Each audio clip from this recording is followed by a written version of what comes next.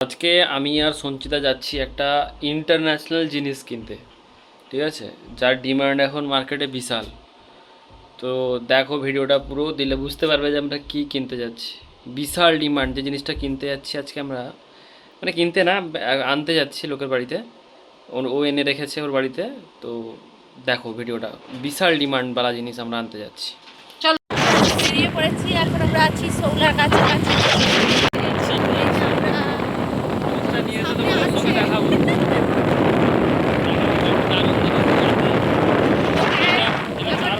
ধরে খুঁজছি আমরা, আবার পরে আসবো, কারণ রাস্তায় প্রচুর হাওয়া হচ্ছে আর গাড়ি চালাতে।